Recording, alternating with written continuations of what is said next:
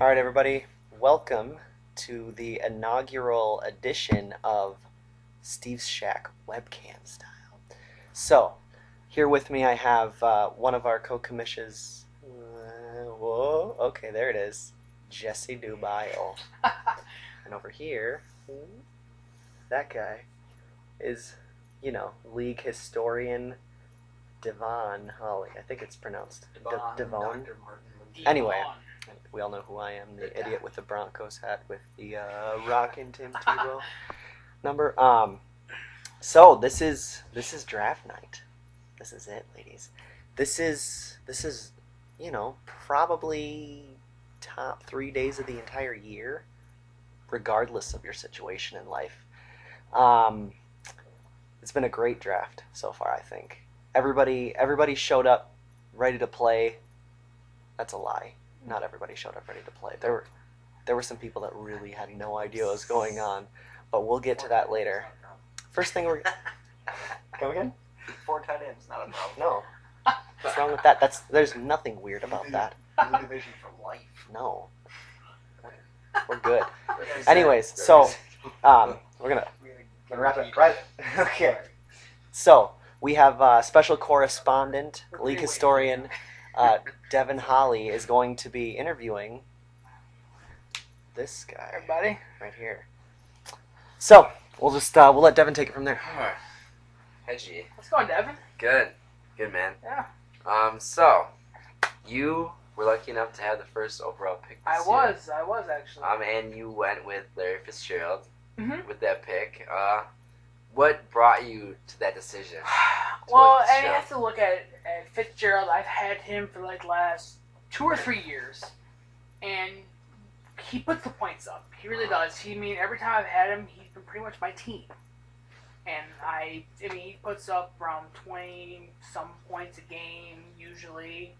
He had Anquan Bolden, but Bolden's gone, so I feel like he has a good chance this year to really get some points up there that he wasn't able to get the last couple of years. No, I definitely agree. Definitely with Arizona, the way they're going, new quarterback, a lot of upside with that team, especially the passing game. Fitzgerald put up very good numbers this year. So Eli Manning, he's kind of been your guy the past few years.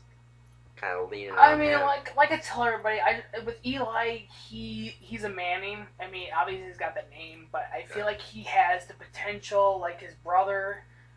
He's only been in the league for a few years, so I feel like that he hasn't quite hit that yet. But I'm just gonna stick with him because if I do, and if something were to happen, he were to get that few years in there where he could get them points up. He's always been part of my team. Also, he gets them points up there for me. So, like, all the turnovers he had last year, that's not a big concern to you at all? With every quarterback, it's a hit or miss. Either you're going to get them turnovers or you're not. It depends. Because with the lockout this year, he's not been able to practice the way he should be able to. So, anything's possible. Anything's possible. You feel pretty optimistic. You drafted Matt Hasselbeck as well as a backup. Yeah, he's more of. To be honest, I was thinking about doing McNabb, but Hasselbeck's there, so I figured I'd try to do that. See, it's a backup. You're not expecting massive points from the guy. You're only expecting him to do points for you when the bye week comes. For sure. And very interesting. You also took multiple kickers and defenses with your draft this year. Every year I do it early. This year I waited later, which you guys agree with. Round 6, yes. Yep. So, I figured, every year you look at my team, my kickers, my defense always do high points. They always make up my team also. And I have a feeling that if I can do that and keep that going, even in a later round pick, that they can still make the points. Okay. I guess one final question. Who are you going after this year? Who are you focusing on taking out in this league? You want to go down? I really hope that my goal is to take out anybody in my league in my division this year. I want to be able to be on that top area. So I want to be. Bumps right here. I don't. Yeah, exactly. I don't want to be the team to be like, oh, let's push over and take them out. I'm actually gonna be 100% fully into this league, and I'm gonna do whatever I can to win. So and it's important to take in consideration. Even though you had 2 wins last year, like 1 win the year before, Mm-hmm. it was only a couple years back that you won 8 games, Mm-hmm. made that playoff appearance. So I do have to. optimistic. If I can interject, I have one quick question for you. Okay. So, I think we'd all be remiss if we didn't ask you, why did you not draft any players for the final 2 rounds? I mean, I'm gonna tell you something right now. Clary. I'm gonna tell you something right now. I'm gonna list. I only had people that I thought that would actually would be in the area that I could actually use them in. And I'm gonna admit that it did run out, but I feel like, I mean, I had a couple names I could have so you have standards. That's what you're saying. I know. I had a couple names that I could have drafted from, but I just don't feel like they're good enough to be part of my roster. You know what I mean? I got you. They have to be able to contribute. See, They're not gonna I can make see that- the sarcastic. No, they're not going to make that I cut. can see it in your face. If you're though. not, no, I get you. I mean, Okay. All right. So just because you have 2 empty spots, like you plan on filling those at some point, right? no, You're no. picking up guys, There's a lot of free agents. There's There's a lot guys of free out there agents still. Like I could have picked up Definitely. Hushmanzada, but he's not fucking signed with anybody yet. No, you have. There's a lot of guys. Hushmanzada, Terrell Owens, another name that comes Terrell to mind. Owens, definitely. You know, with Terrell Guys Owens, you don't know who you're gonna get, who team he's gonna be on, what he can do with that team. Exactly. You don't know. You're right. You have to I wait. mean, it's a and hit or see. miss with any player you get. That's I a mean, good if they're point. not signed with anybody. Very good point. All right, cool. That's interesting. No, it's very good insight. It's always fun to go Yeah, diving no into problem, the mind man. of Nathan Clary. Yeah, no problem. No hate here.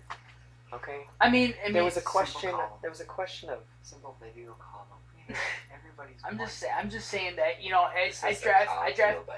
I did something different this year where where I waited. I wanted to make sure I had a decent wide receiver core, I had a decent running back core, and then I try to work on backups with them.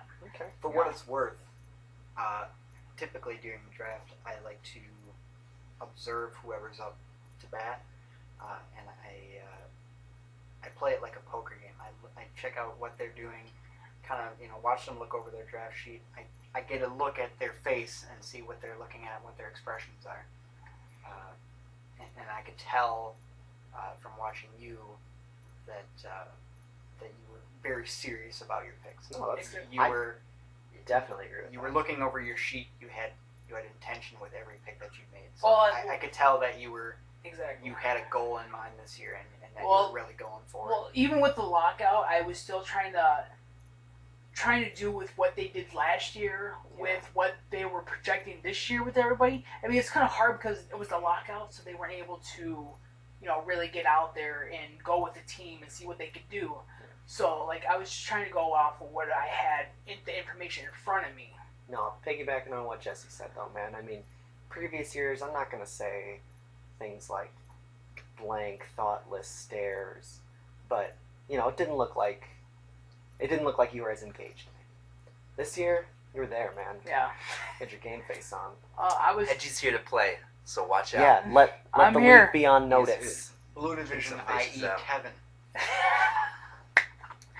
So High hopes to make you know the what? playoffs. That's so yeah. What's your goal this year? What's a successful season? I like to be in the playoffs. I mean, I have to admit, I haven't been there the last probably a few years, but Give us your ideal situation and give us your realistic goal. ideal situation. And one more thing. After that, I want you to look into that camera, and I want you to tell the league what it is they need to know from Nathan Clare. I want you to tell the league why Kevin's picks were hilarious. Well, first of all, Kevin's Sports picks tight were people that you would not expect to actually, give him the team that he had. end. Like 4 tight ends. I think Kevin Exactly. just enjoys the word tight ends. Let's Exactly. be honest. He likes. loves the tight I mean, ends. yeah. I mean, this year when we were drafting, he's like, "Who's this guy? Who's that guy?" And, I understand that he just printed out a list and just went from there. All right, give me our ideal goal. What's your ideal goal this year? Ideal. In a perfect world, what would I it think be? a Ideal goal. championship. I would like to see a championship. I like to have a trophy in my area there. I like to be somebody who. Trophy case is very bare right now. Cobwebs. Yeah, Completely exactly. empty. I mean, I have Completely nothing empty. in there. There's Nothing, nothing in there. going right now. Nobody can have a giant, I just don't want to. giant horseshoe up their ass. I just don't want to be the Kevin. person who, like, you look at the team like, that Realistically- guy's a pushover. I'm gonna fucking whoop his So, ass. what are you're you saying shooting? competitiveness and ideally championship. Exactly. Championship. You always shoot for the highest goal. Now, Gotta. what are your expectations? What do you expect to happen for you this season? I mean, every year I go in, it's a good player that I've drafted or had gets hurt or is taken out. It's the same thing with every one of you. It happens. Jesse, you can say that more than anything else. I don't want to talk about it. but I mean, I really hope this year goes really good because I want to be somebody who somebody fears and goes against. And So you're saying you expect to be a force I to be be reckoned with. exactly. You're no longer a pushover, huh? Exactly. So I actually have to I actually try when I play. it may not show it, That's what but you're I saying. really do care about this league, and I want to stay in it. I love being with you guys. I love going against you guys. It's competitiveness, and I look at you guys' records. I'm like, I mean, Kevin came in last year, Yeah. and fucking won it. It was 100% luck. Exactly. Blue Division will not be won by Kevin Giles this year. Not. So Going I'm down. hoping with what I stayed on top of everything. I went with statistics. I went with my gut, and I hope I can just take it. Pretty All much. right. You know, Well, I sometimes can the best thing to do is just go with your gut. Yeah. Guys that you're feeling, You like got those it. are the ones to take. You always take your team and you shoot for the highest goal you can possibly think of. You Yeah, always definitely. shoot for that championship. We go back and forth, and Yep. I mean, I stayed on top of it, so Beginning of the year, sky's the limit for everyone. exactly. I mean, Got to be very optimistic. I mean, That draft is the most exciting part of the time for Exactly. of the league for me. and because with me, I mean, I feel like any player could have the season of their life for all I know. You get a Very rookie true. in there just who look could at be the Arian rookie. Foster last year. Yeah, I mean, he made nobody saw that coming. nobody. He was No, one of the top 3 halfbacks in the league. exactly. Definitely. So I mean, anything's possible. I mean, it's reality. You just gotta just go with what you feel, and hopefully they have a good game. They don't get hurt, and they have somebody to give them the ball and throw it to them. So Leak, Top off. beyond notice. Nathan Clary is no longer a pushover. A force to be reckoned with, perhaps. That's right. That's what he expects. You better expect the same thing. Now, on to the next little segment, and I think we might be about done for this first little episode. I'm gonna do a little thing I like to call draft day winners and losers. Each one of us here is going to tell you who their draft day winners are and who their draft day losers are. Now, I didn't warn you guys we're going to do this, so I'll go ahead and lead off. I'm going to say some draft day winners. There was a lot that happened. There were 2 humongous blockbuster trades. There was the Aaron Rodgers trade, in which Jesse gave up Aaron Rodgers, his franchise tag, in return for a first and a 3rd round pick from BG. So BG shored up his quarterback situation, something he's been reeling with ever since he realized Brett Favre is washed up. And Jesse, in turn, had a whole new lease on life, fantasy football wise. He realized that he had a chance to do something that he'd never done before. And I think he took it. So my first draft day winner, and don't tell him I said this because he's not here to know, is Jesse. Because he really he bolstered his